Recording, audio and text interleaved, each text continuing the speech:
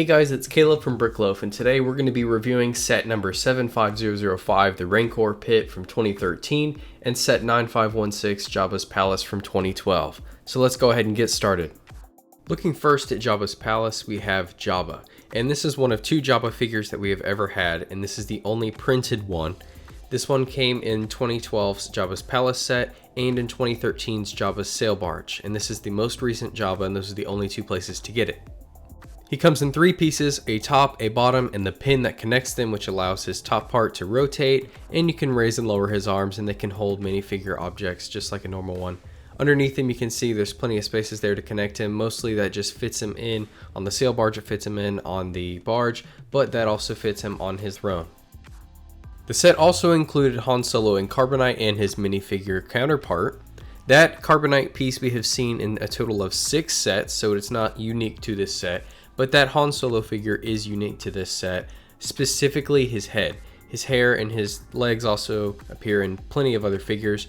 That shirt has only ever appeared on a total of 6 Han Solo figures, but that face, the one with his eyes closed, and then the alternate version with his eyes open, has only ever appeared in this set. And as you saw, the Han Solo minifigure can hold on to the back of the carbonite piece so you can rotate it when you're displaying it, however you want it to look. The set included one Gamorrean guard, which is not a new figure, but this is one of 2 sets that this specific variant appeared in. One came with the palace and one came with the Rancor Pit. If you purchase the new Boba Fett's throne room set, you'll notice that the Gamorrean guard that came with that set is a bit more of an updated printed version of this mold, and the legs are a little bit more printed than these as well.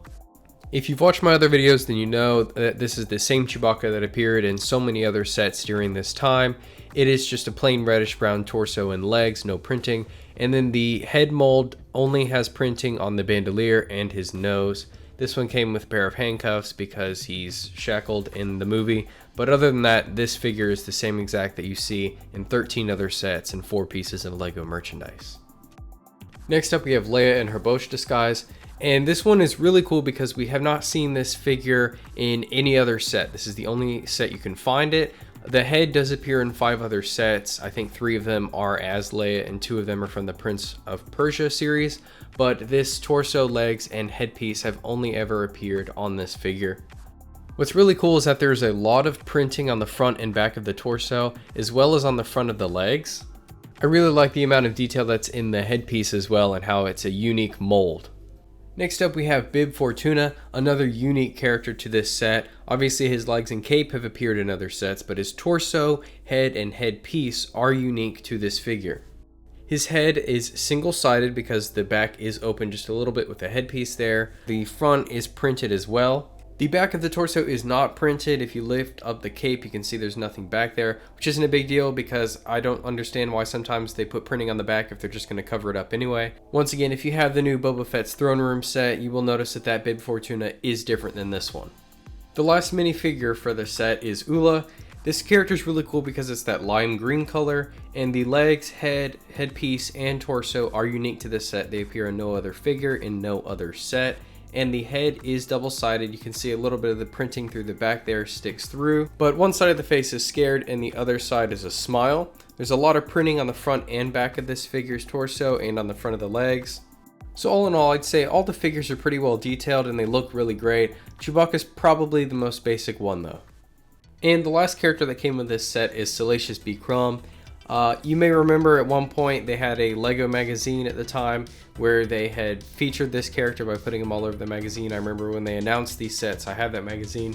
This figure is really cool. It only appears in this set. This mold was not used for any other figure. You can see he dangles off the edge. And the shoulders, top of the head, and face are printed on this character. And his head is that really thin bendable plastic like Yoda's head and ears used to be.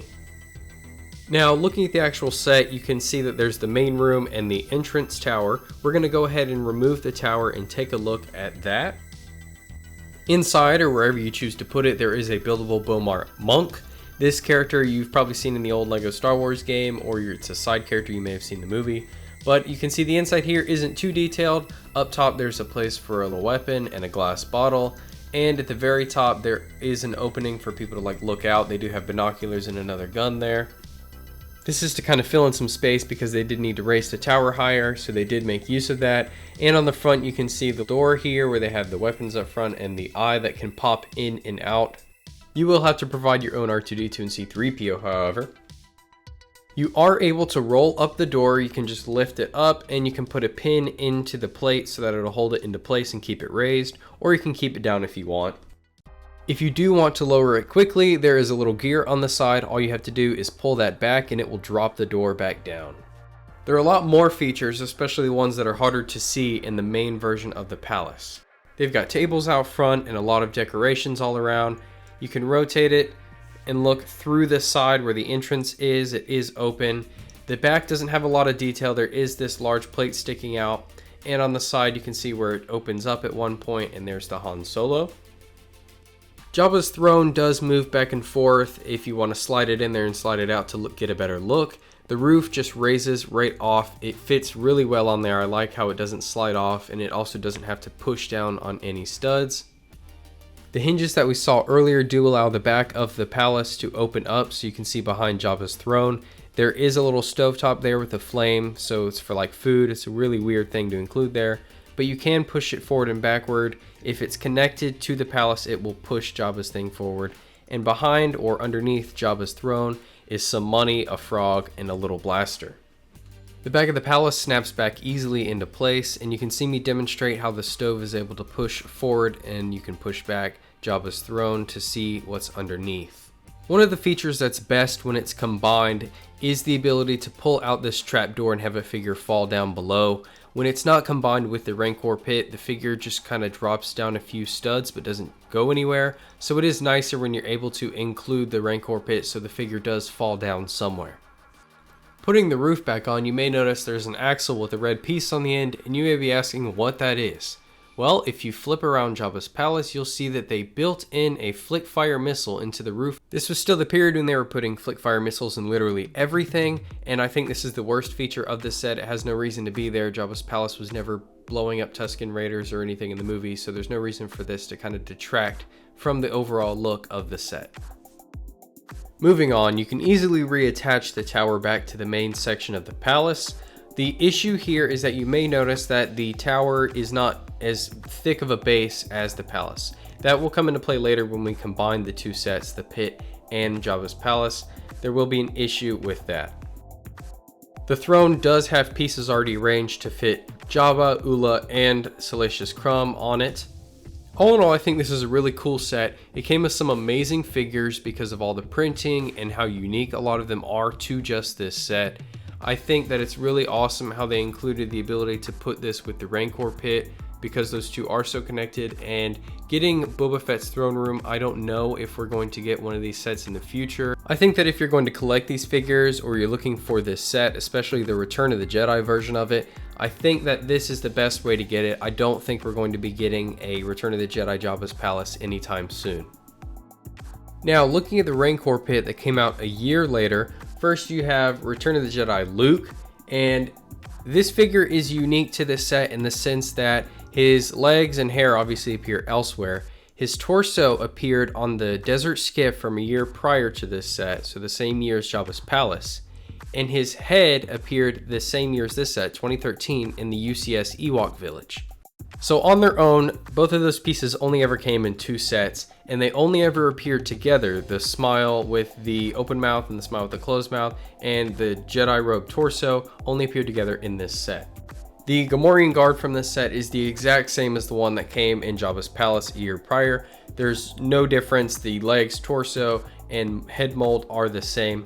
But once again, if you're looking for matching Gamorrean guards, this specific character only came in those two sets. The last character that came with this set is Malakili the Rancor Tamer, and this figure is unique to this set. The hood has obviously appeared in plenty of other characters, but the torso and double-sided head with this print on the front and the crying one on the back are unique to this figure. I actually really love the detail they put into both sides of the face and the front and the back of the torso. Now, the legs have appeared in 4 other sets. from the Dino series that was coming out in 2012. There is no printing on the front or back of these. It's a little unfortunate, but this is a side character, and I think they did put a lot of detail into printing the head and the torso, and I think this character is really cool either way. And then obviously the Rancor Pit came with a massive Rancor. Now the main body of this figure is humongous. It does have arms that snap into either side, paws that snap into those arms, and then claws. Those claws are actually pretty expensive because they do break fairly easily. Now the arms do rotate kind of in these little sockets, so they do pop into place up and down as you move them. The hands do rotate side to side, and you can close the fingers to make him grab something. The jaw can open and close. You can actually fit a whole minifigure, like I put this Gamorrean guard in his mouth. A minifigure will also easily fit into the paw of the Rancor. All you do is sit him in there and then close the claws gently, and it will grasp onto them. Additionally, both arms are different. The Rancor's right arm does have a little chain dangling from it, while the left one does not. It is kind of difficult to get him to stand. You can see that his legs are placed one in front of the other, and they have to pretty much stand on a piece in order for it to hold in place. And yes, I did try to get the bone to see if it would fit to get the Rancor's mouth stuck, and it will not. The set looks pretty good on its own. It should normally have 8 slopes on the top, light bluish gray slopes that kind of make it look like stone. I do have those removed so it will fit onto Jabba's palace later. But you can see the 4 different sides of this set. 3 of them are entirely open, and then the 4th one is just the gate that can open and close. Looking at what we'll call the front, there is a skeleton skull on the ground. You can lift that up to reveal a compartment, and inside is a key and a bone. That key is probably supposed to go to that door they have on the side over there. You can just put the plate back down. Turning around to the other side, you can see there's a skeleton figure here. There's nothing unique about the skeleton. We've seen these pieces everywhere before. But there is a hidden compartment in the pillar. You can open it up and put a figure inside, I think is what that's for. They don't really tell you what to use this for, but there are 2 studs in the inside. I guess if you want to hide the skeleton inside there, you can. I think it's nice that they added this playable feature to this set because there's not a whole lot of substance to this set. It is meant to pretty much go with Jabba's palace, so I like how they added some features.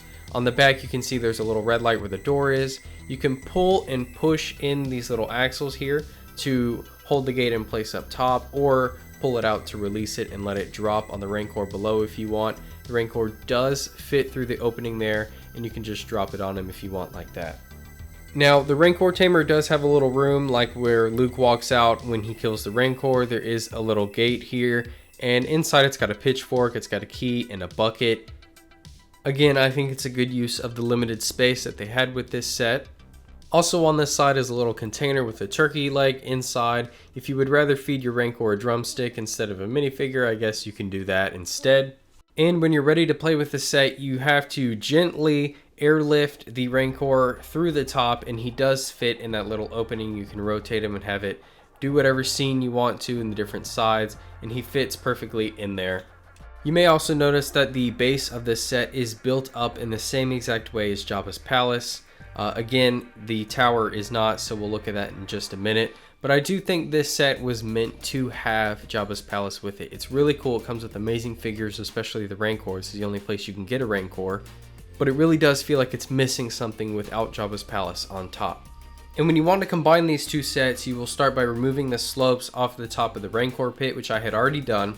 And you want to try to get the bases to align perfectly. You can see here that it's a little off center because it's nearly impossible to get these things lined up perfectly, especially when the tower is dangling off the edge. I did want to demonstrate the trapdoor here. You can see that you can stand a figure on top, pull out the little trapdoor, and the figure will fall down below into the Rancor pit. I think that's a really cool feature when they're combined. Now, back to the tower. You can see here that the tower dangles off the side. You know, the Rancor pit and Jabba's palace have those really thick bases built into them, but the tower just kind of has a thin little plate, and it does kind of separate sometimes. It definitely almost looks like it's going to fall off, and it looks really awkward. It's not a complaint or anything with the set. I think it's really cool, and you need to have the tower, but when you do combine them, that is kind of a downside, is that it dangles off the side. But that is Jabba's palace and the Rancor pit, 2 sets that you can put together that I think make an amazing Star Wars display. I'd also like to take a moment and thank everybody for their support. It has been a year since this channel began, and we are at 277 subscribers at the time of making this video. I hope everyone's enjoying the content, and I plan to make as many videos as possible. So be sure to like this video, comment down below what you think, what you'd like to see, and subscribe if you want to see more.